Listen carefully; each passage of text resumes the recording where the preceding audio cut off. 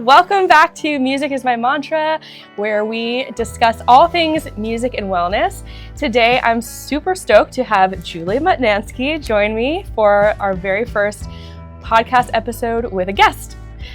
Yay! I'm so excited to be here. I was saying it's my first ever, I'm your first guest, but this is my first ever podcast. Incredible. Exciting. Yeah, but you've done lots of videos for work and for different events and that sort of thing, right? So videos, yes. Panels, lots of panels, lots of speaking engagements, conferences, all types of things. Yeah.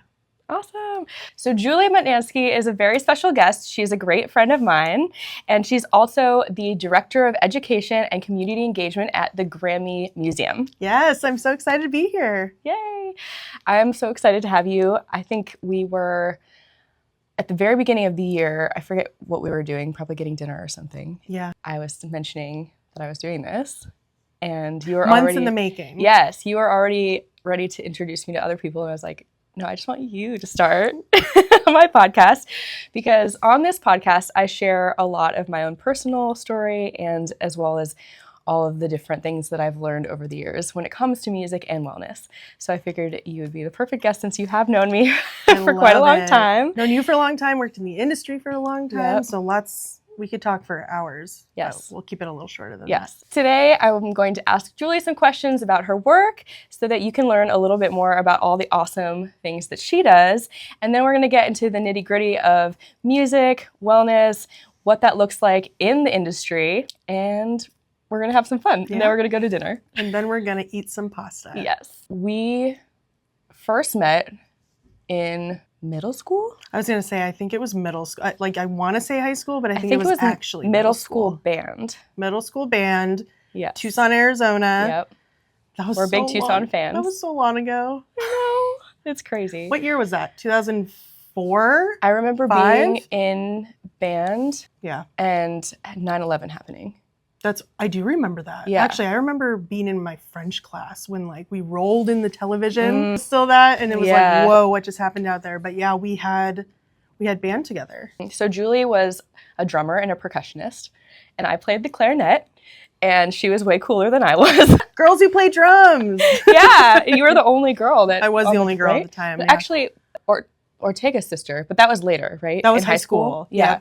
Yeah. So in middle school, what was that like for you being the only girl? I loved it. I mean, I grew up with brothers, so Yeah. I feel like I was always kind of a tomboy. I also, what's really funny, interestingly enough, is in the 4th grade, I actually started on clarinet. Did you know that? I didn't know that. I hated it. I just liked it because it was small, so I didn't have to carry a huge thing. But before that, I actually started on piano, and so I had I knew that. piano lessons and things like that. But when I was in the 4th grade, I was actually living in Illinois, and that was the earliest you could start music.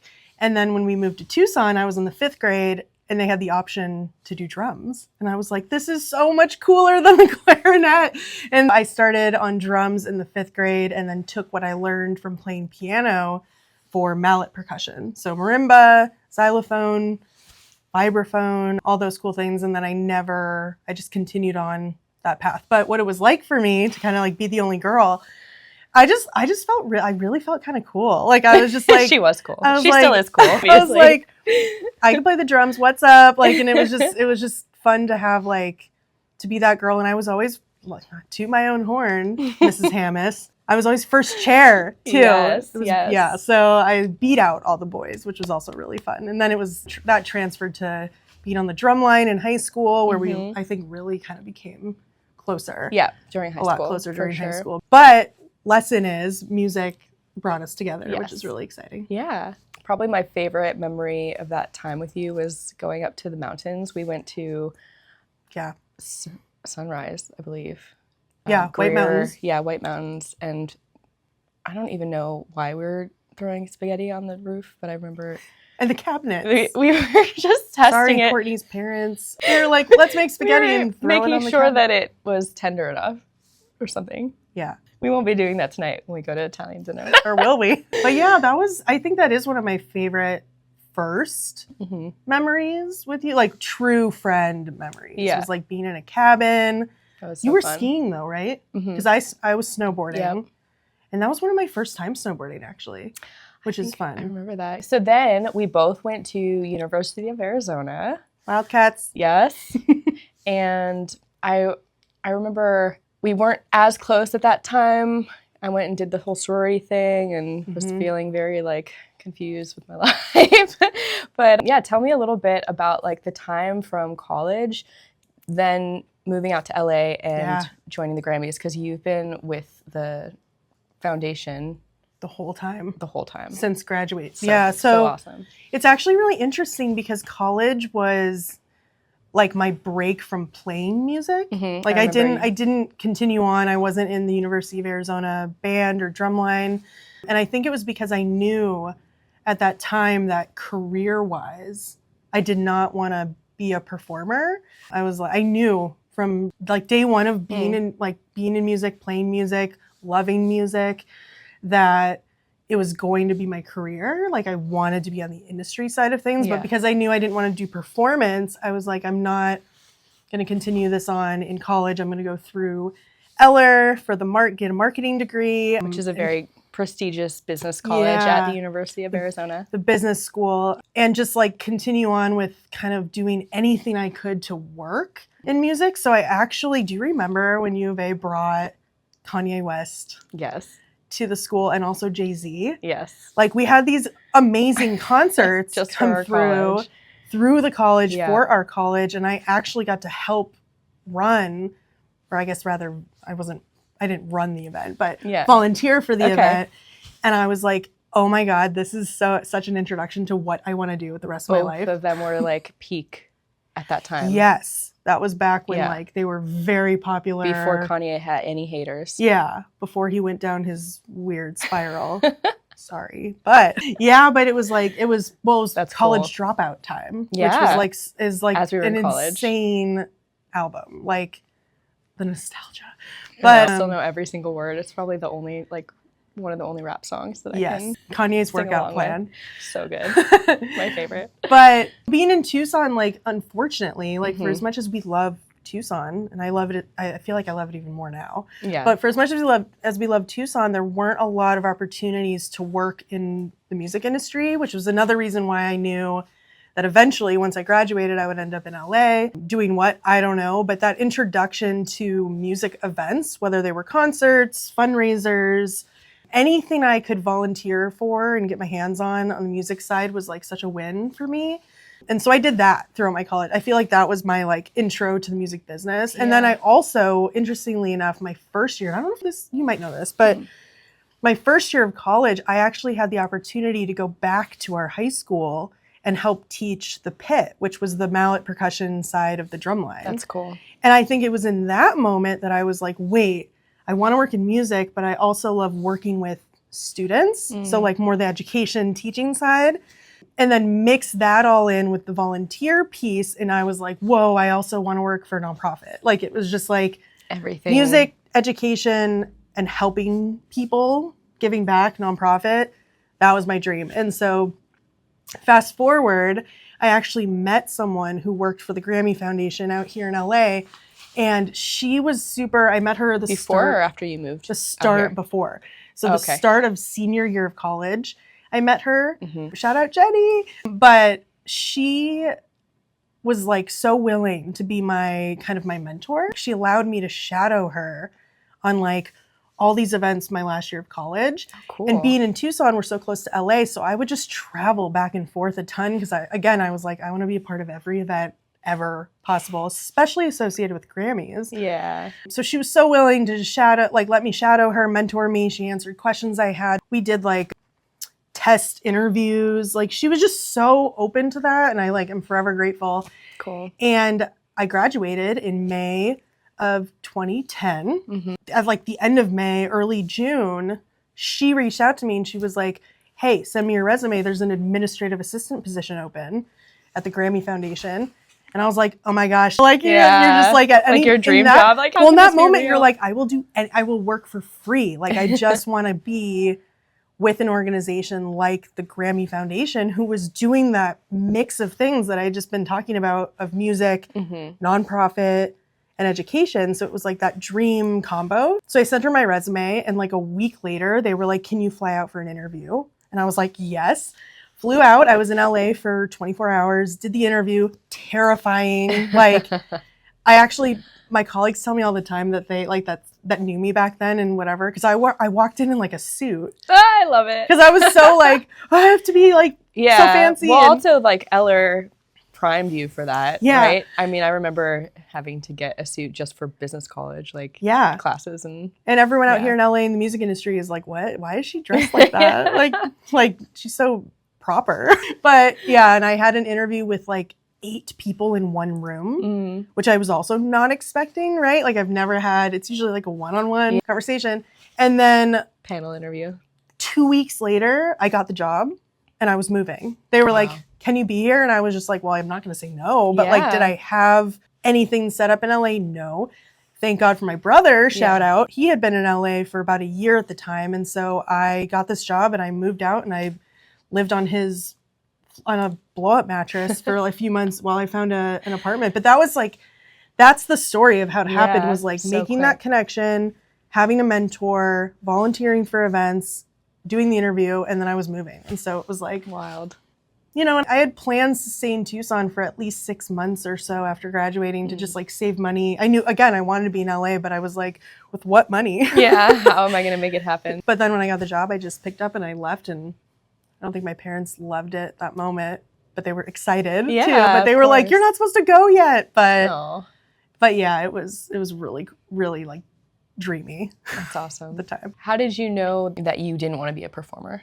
Like, where was the switch? Or maybe it was before in high school, because you kind of go into U of A thinking about a major and stuff. Yeah, I think it was before, because being on the drum line in high school like changed my life. I feel like it was like it was a community, all my friends there. We had a really, really good marching band. Yeah. And the pit, you guys always. It was such a safe space, and like I learned so much, and it also like we had our own separate competitions, which I think was like really useful and helpful and like growing as a person. Again, it was just really safe space, and it was a really fun space, and I loved that. But I knew that like it's not like outside of that I ever had like a band. You know what I mean? Like I wasn't doing like an extracurricular thing outside of like the school drumline. Yeah. So I didn't really have my own like jam band, even though like I thought about it. Like maybe if I could go back in time and just start a band with you, I think that would be on my bucket list. I also kind of think that maybe I would also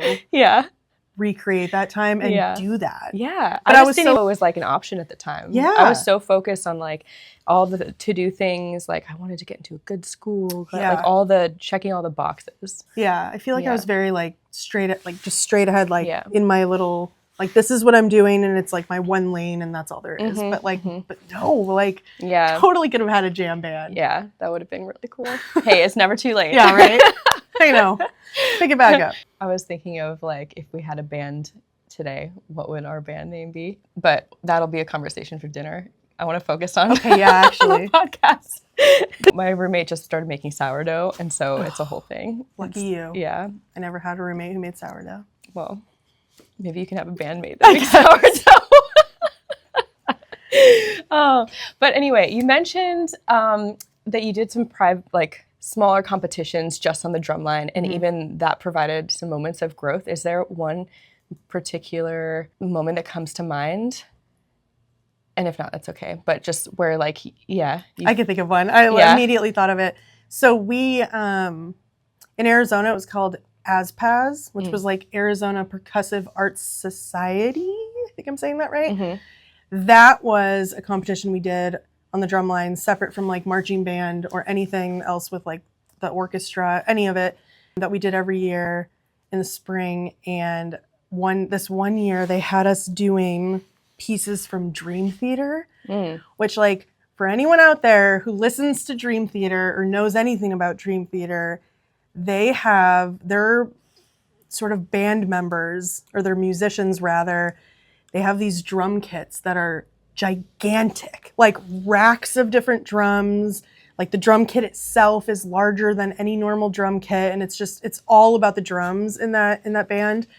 And so the music is insane. Yeah, and it's amazing, and it's drum focused, and that's the point. But everyone who was on the pit like did the melody for the music, because it's like the piano side, the guitar side. And it was so difficult. Like, I just remember being like, this is impossible. Like, all of us were like, we're never going to figure this out. It was super fast. It was like a lot of notes.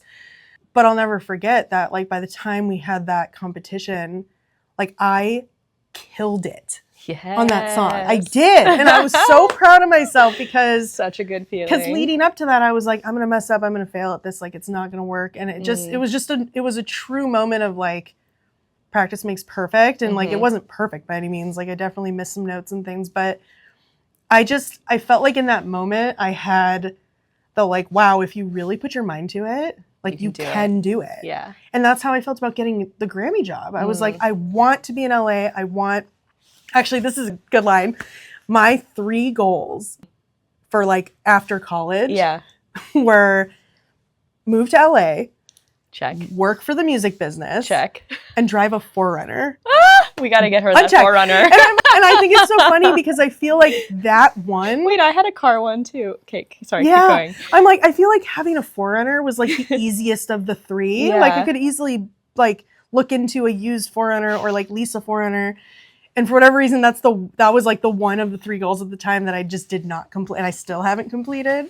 And I just think that's so funny. But like, I think that moment with the drumline helped like encourage me or be like, if you want to move to LA and you want to work in music, you can. Yeah. So that's the growth moment. Yeah. It's like our fear is always like, no, it's not possible. But then when you finally accomplish something that feels impossible, it's like, oh wait, anything is possible. Like that's like if you really just work hard enough, like you can really pretty much do anything. Truly. I really feel like, not to be like follow your dreams, but it's less about following your dreams and more just about hustling and doing putting it. in the work. And you can do it. It's really cool. It's like a really fun thing to be able to like see the results. And I feel like music is such a tangible thing in that sense where like you probably won't get it right away, but even if you just practice for like 10 minutes every day, by the end of the week you'll be surprised with like how much progress you can make on a song or something like that. Right. Which, and I know we'll get into it, but like when we start talking about the programs that I'm doing now with students, like it's really kind of cool to watch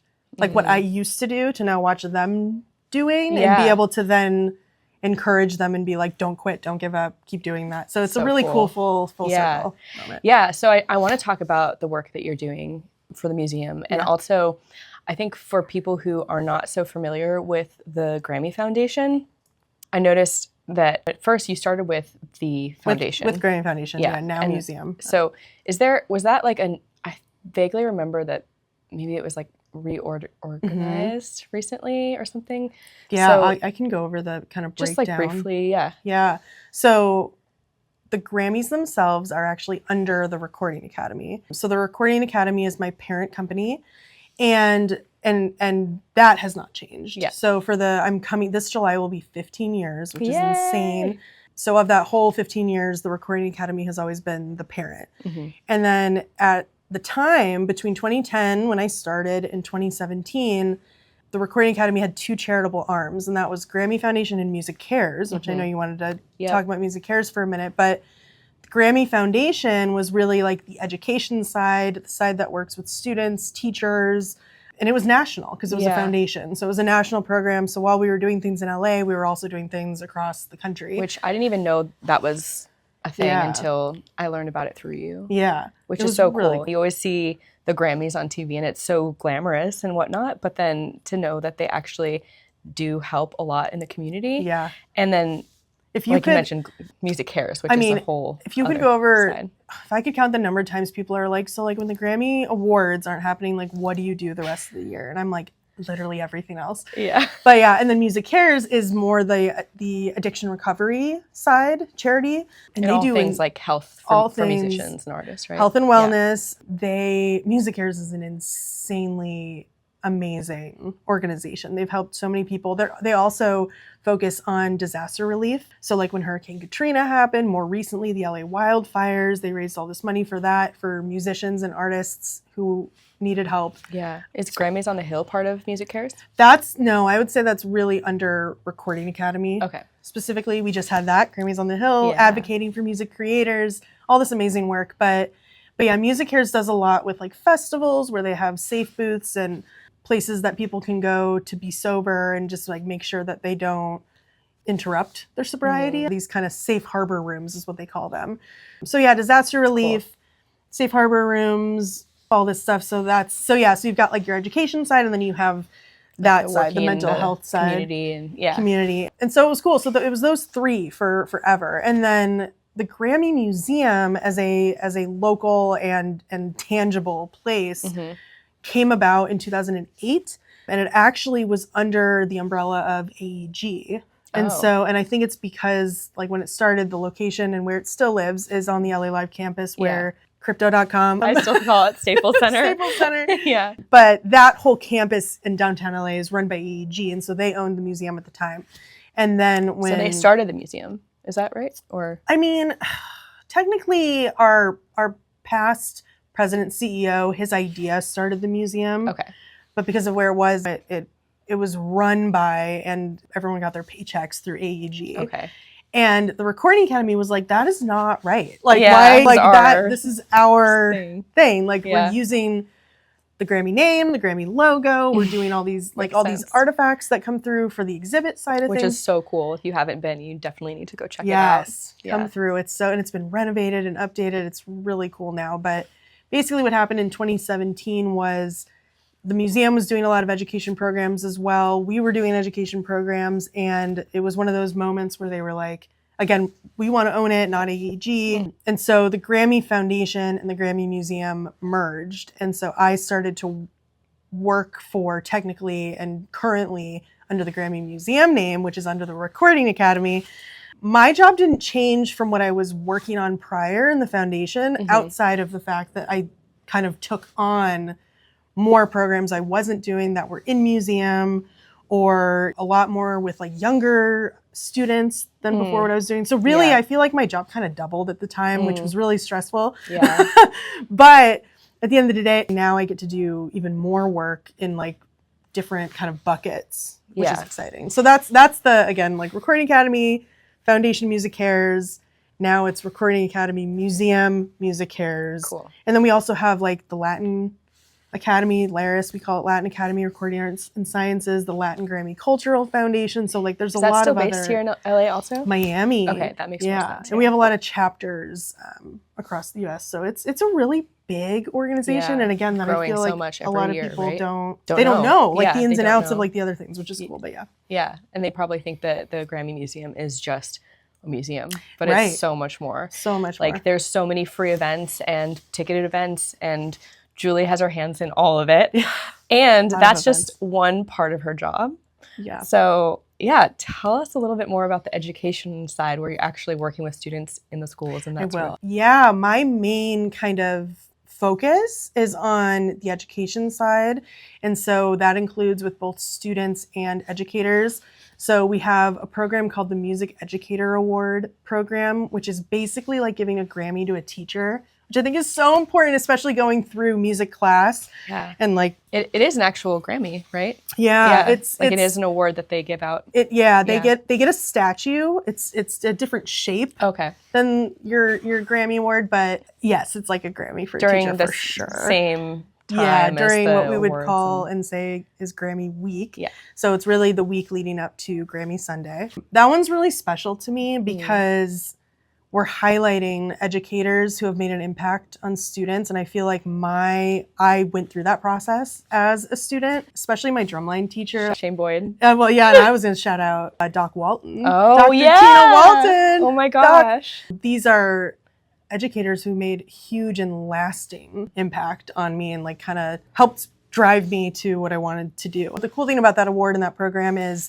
it's open to K through college educators across the country. And that's just like thousands and thousands of teachers who can be nominated, who can apply, who can ultimately win an award. And then semifinalists and above, which is like top 25 to finalists, which is top 10 to the winner.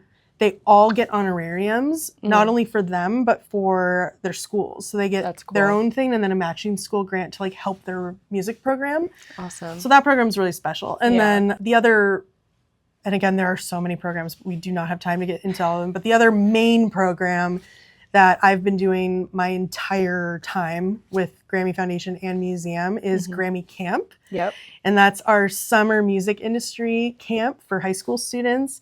And it's so cool. I think about it. It started in 2005. Wow. We graduated high school in 2006. And I'm Yeah. like, if I had known about this program, it would have been our dream Seriously. program. Yeah. Because it's not, we went to band camp. Mm-hmm. It's not a band camp. It's that's why we call it our industry camp, because it's truly for students who want and know already that like my passion's music, but I want to work in it. Yeah. I want to have a career in it. And students come from all over, and they come for different facets of the industry. So that's on the performance side. It could be instrumental, vocal, songwriting.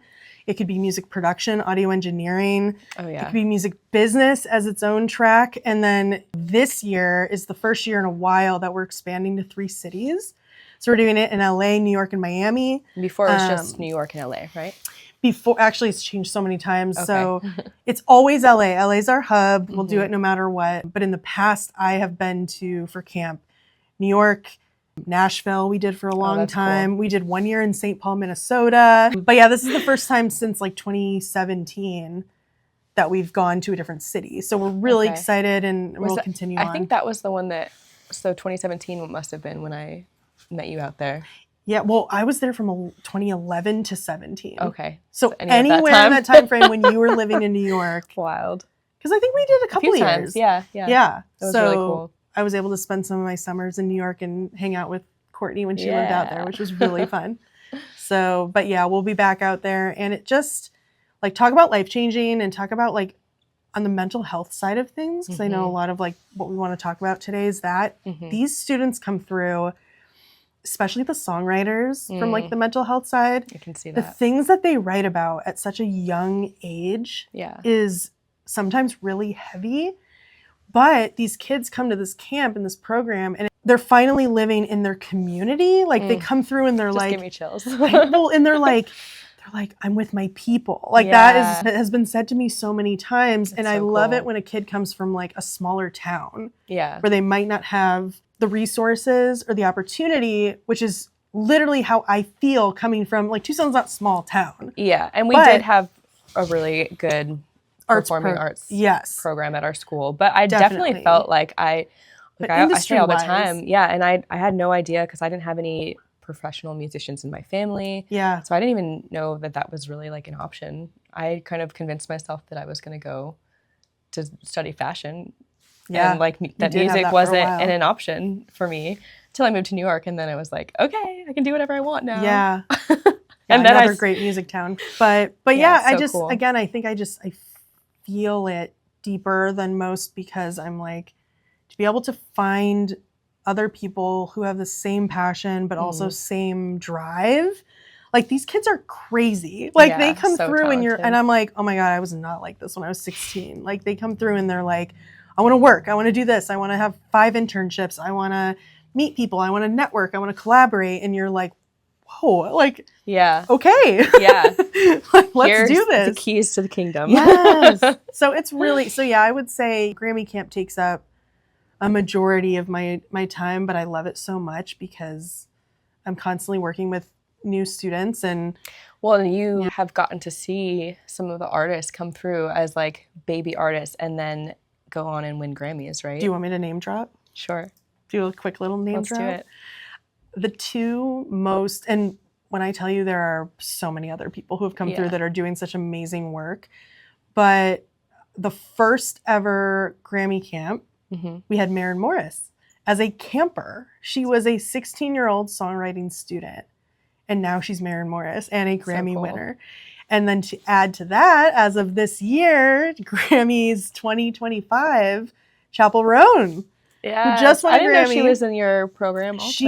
I actually got to work directly with Oh, her that's so cool. in 2014. She did Wow. Grammy Camp New York, actually. Oh my gosh. Go was the one that figure. she did. Wow. She was also in the songwriting track, and she was always so talented, but back then she was Kaylee Rose, and now she's Chapel Roan. Well, she's Wow. still Kaylee Rose, but Yeah. it's, and again, that's just to name 2 more known, but we have other Grammy winners who've come through, like the production and engineering track. My good friend Devin has been touring as Katy Perry's guitarist, like for the last couple of years. I mean, think I've seen videos where the guitar is literally like flying on fire and yeah, she's like so standing on a cool. mushroom and just like, you're like, oh my God, there are hundreds of kids and I don't want to leave people out, but Yeah. it's like the talent that comes through. And again, I think it's because they're so serious about it. Yeah. And they're so, and I would like to think it's not like they are where they are because of camp, but I would like to think that Grammy Camp was one resource in their journey that helped them. Yeah. I mean, I can imagine for sure, like if that program had existed when we were in high school, oh my God, I would have been so nervous just to apply. Yeah, true. What track would you have done? Songwriting? Songwriting, yeah. I would have done music business, Yeah. for sure. I used to write songs all the time, but I never took it seriously because I just didn't know what I was doing, and I didn't have a mentor or a role model or like that a community could, or like my make people. money. Like you didn't know you could like make money from it or like truly use it as a job. Yeah. But man, that's so cool. It's so fun and it's coming up, and our first one this summer is Miami, and I'm excited about that one because we've actually never done one in Miami. So that'll be fun. It'll be really, really cool. And when do students apply to become part of the program? Yeah, so the application always goes up right after we end camp. So the application for next year will go up in August, and then the deadline is usually in March, but I think we're going to move it up just because we have more camps. So it's between there's like 6 months to apply. Yeah, between like August and February you can apply. Depending on the track, we call them, that you go down, has different audition materials associated with it. So we'll take songwriting. If you're applying for songwriting, we ask students to submit 2 of their original songs, lyrics, and then also perform it. So that's part of the application process. And then we let them know, again, if I move it up, we would let them know this month in April if they were selected. And then they plan to meet us in whatever city that they're selected for. So amazing. So maybe some people watching this will come and get their applications. I don't know. That Call would be me so about cool. camp. Yeah. Wow. So let's talk about the songwriter track. You said when students are coming in and they have a lot of heavy things, do you guys have like what does the programming look like to help support and work through that? Is there a music therapist on staff, or just, I'm curious. Good question. No music therapist on staff, but we do have faculty. So my role is really like the program. I'm like the producer of the program. I am definitely not the teacher. I have a little bit of the education background, but I am by no means the faculty. So we kind of break it down. We're like, we're staff, you're faculty. So every track has its own faculty member, and those people are like real working, like that is their career. They're in the industry, they're doing it.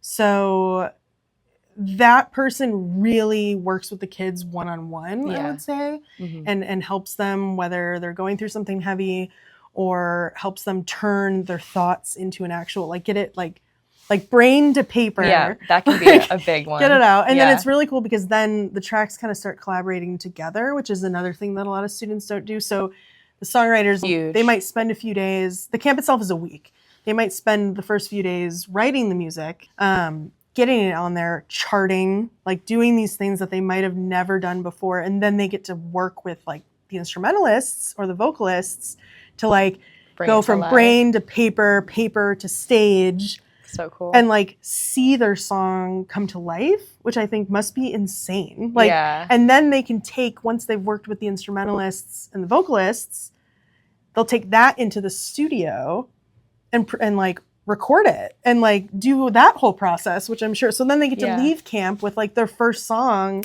recorded, mixed, mastered. What started in their head as some lyrics is now something they can eventually put on their record if they do that. So cool. It's so cool. Yeah. It's just for high schoolers, right? And then do you have to be a senior or any year? So that's also a good question because we actually don't, with the time frame that I was talking about and the deadline being in like February, March, you have to be currently enrolled in high school when you're applying. So what that means is if you're in 8th grade and you're going to start freshman year in the fall, you're not eligible. So really it's freshmen going into their sophomore year all the way through graduating seniors. So if I'm a senior and I'm graduating in May, I can still go to the camp in June. which is cool. So That it ends is up cool. being more like age-wise, it ends up being more like 15 to 18. Okay. Because we just think like if you're in the 8th grade at the time, like it's still just a little bit young. Mhm. We want to give you one more year, especially when you're talking about careers. Like you're not going to tell an 8th grader like, have you thought about your career? Like, where are you going to college? I mean, I feel like they were brainwashing us to think that way at our school. But honestly, 8th grade, God, that feels so young. I know. Yeah, man. Wow. That's really great. Yeah, it's so fun. I wish I could do it. But I sort of working it. Yeah. Sometimes I pretend I'm the student and I'm like, I'll sit in on the classes, Yeah. right? Like with the faculty, and I'll get every year I learn something that I didn't know from those people, those professionals. I get to meet, we bring a lot of artists through to talk with the kids. When the students go home at night, I'll sit behind a drum kit and play around and be able to just do that for a little bit. So like always being around like instruments, and I mean, it's really inspiration anywhere you look. Yeah, thing. it's really fun. Cool. Well, do you have any favorite memories of working in the camp or observing? Like, I know I got to one year watch like their final performance, which was really awesome. I don't know, anything that kind of stands out to you within the years of experience that you've had? Oh my God. There's a lot, so. I was just counting. Yeah.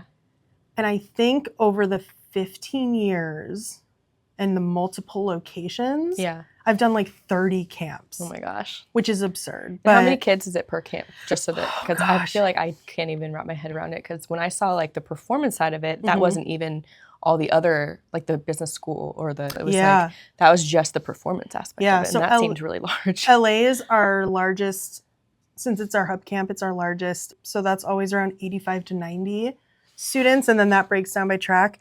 And then any of the outside city camps, it's usually closer to like 45, 50. Cool. So again, over the 15 years, it's like thousands of kids now that I've gotten the chance to work with and talk to. And I think to answer your question, when I think about favorite memories, there have been multiple times where I've been like pulled aside by a student and they've literally said, this changed my life. And like, I could never, every time that happens to me, I'm like, I'm gonna cry. Like, it's so sweet. Yeah. So like, to know that the programming that we're doing is making that impact. And again, I think that comes from what we were talking about earlier with like the sense of community, feeling like a student belongs, feeling like it's a safe space for them to like express their emotions. Having resources that you've never had before. Like of people and teachers. And, So I think that's probably like number one, and something that there has yet to be a year that hasn't happened. So it's like, that's definitely one of the top. I think the other part of it is the later, so all the students do career development plans, which is like the homework part of the camp, but it's so cool because it talks about, it's kind of like a goal sheet where it asks them like, where do you see yourself next year, year 2, year 3, all the way to 5 years from now? And we have them fill it out. They actually fill out a mantra. Oh, I was like, music is my mantra. Yeah. We do. We have like a sentence that we have them fill out as their music mantra. What? I know, right?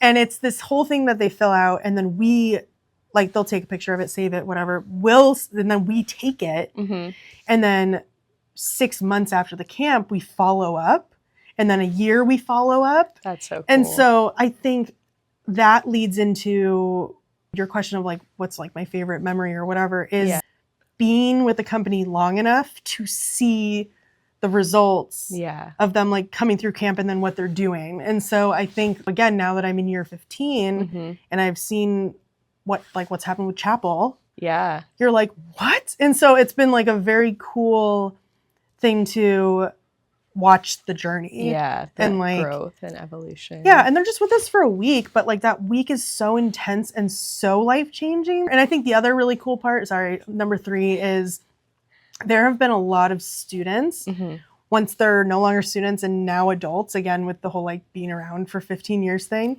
who will physically donate to the camp or like provide a scholarship for another student. That's cool. Because like they had such a good experience, they want to like help another kid have a good experience. And so it's just like helping people all around. It's just like warm and fuzzy. Makes me so happy. All around. I'll have to share some of the mantras without. I was gonna say, like, do you remember some of them? Wish. Or did you ever write one for yourself?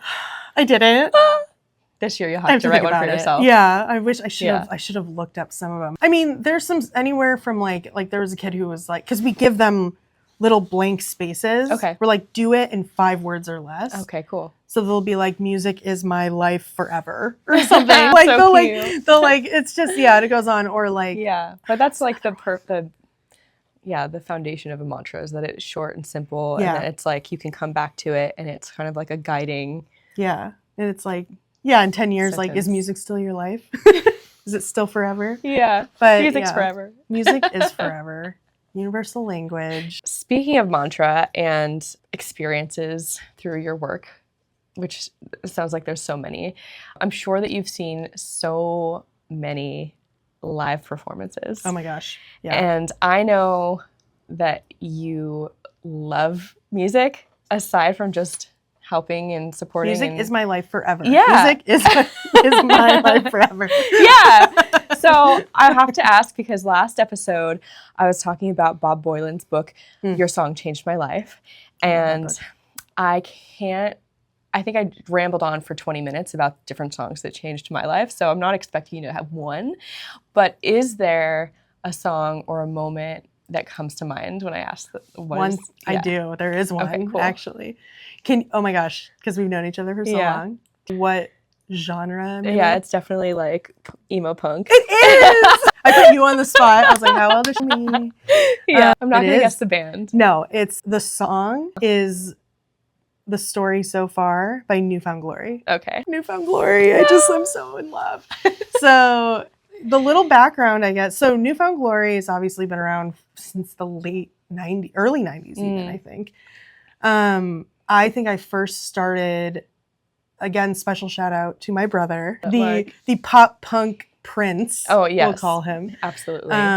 He... For life. Yeah, That's for him. life. That's his mantra. Pop punk prince. That's so cute because it's like a something corporate punk rock princess. He's like the punk rock prince. Okay. I'm like, don't even get me started on like pop punk rock. That is a whole other podcast. Yeah. But yeah, he really introduced me to the genre. Mostly in high school. Yeah. I'd say literally my freshman year, like 2002.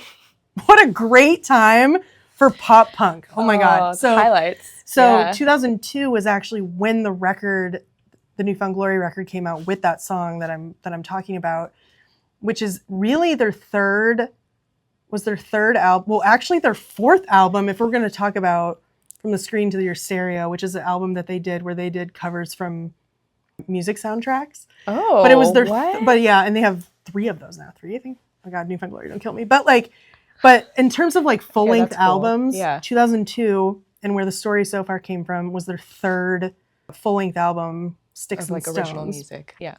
Yeah, Sticks and Stones. What a genius album. But that song, like, even if I listen to it to this day, which I do, the amount and what I love about music as a whole is the nostalgia it brings. I can literally picture 14-year-old me in my brother's car driving to high school, listening to that song.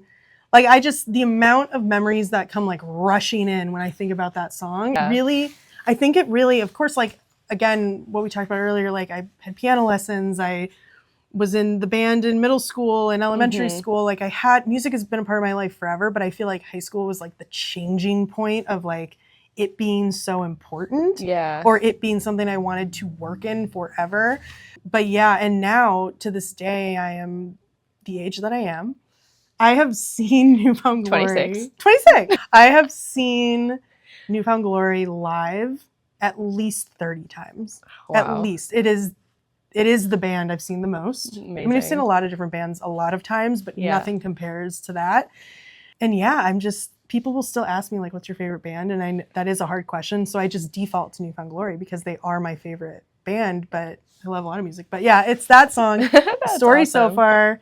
I hear it. I'm like transported to a different time. And it's so... You're my punk rock princess, oh my God. By the way. That song just keep playing in my I hope I can be that forever. Yeah.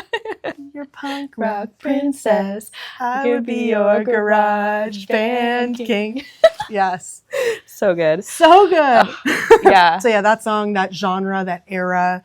Honestly, genre was really what inspired me to start playing with my band, my first band in New York. Yeah. That's so cool. Because it was like, I always listened to like pop, country, like whatever I could find on the radio as far as rock, but it wasn't like, I don't know, I never thought that I could like play it, but it's like that, it's simple enough where you can play the chords and then you can just like, my friend who had a drum kit, she would just play really hard and loud. So it's like, there's so much emotion and beauty in like the simplicity of it. Yeah. But you can still, there's a layer of depth, and it's not like so intense of like the screamo rock that like my stepbrothers listen to. Yeah. So like, I also feel like that was like such an era of music videos. Yeah. And then also still a time where like people were going into the studio and recording live.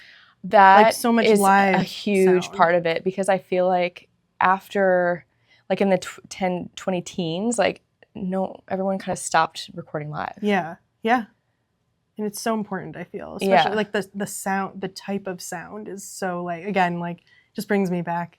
Yeah. I love it. Yeah. Because it's like you really capture the energy of the group and like the cohesiveness of it and the cohesion and the like, it's just. Well, and you hear how talented these people are. Like their instrumentation. I mean, it's, like it can be simple, but it's so, like I like to pick out and like turn off the other, like just hear the guitar, turn off the other, just hear the drums and then do all that. I've never made it to the point where I'm like doing epic solos, but like I could just do like the basic chords and stuff, you know? Well, and then I like really lived out my dream and ended up being featured, I mean, not solo, but like with other people in a New Found Glory music video. Wait, what? Yeah. Ready and Willing, the song, look it up. I was playing a fan. I was like, I am a fan.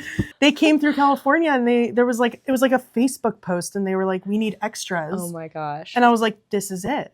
This is my peak moment. That's amazing. And I got chosen, and then I was in a New Found Glory music video and I got to hang out with them. I and love they were that the nicest. memory, because it's like, that's not even something that you found through work. It's just like you being a fan, and like that's the power of music. Yeah. Is like when you really are just, you have people that you love and you admire and you love their sound, and then you just happen to find cool and that opportunities. Was in like 2015 or something. So like that's a long time after like first being a fan and after living here. And again, another moment of like, wow, LA has all the opportunities in the world. but oh yeah, that was like, I was like, oh my God, I've made it. I'm in a New Found Glory music video. I gotta look it up. We're gonna put the song Ready and Willing right here on the screen. I'm like screaming my head off in the video. It's so funny. That's awesome. It's good. Cool. Well, Julie, thank you so much for being on Music is My Mantra today. I hope that all of our guests found your story really inspiring. I hope so too. I hope it wasn't boring. No, I think you have a lot of really cool information, and if you're an aspiring musician, there's so much more resources out there for you, and check out the Grammy Museum. It can be a huge space of inspiration. Yeah. For sure. Come visit, but also see some of our programs. High school students go to Grammy camp. Yeah. Thanks for having me. Yeah. It was really fun to be your first guest. Yeah, so exciting. So thank you, and stick around next week. We'll have Lynette Toma on, and she's going to talk all about sound bowls.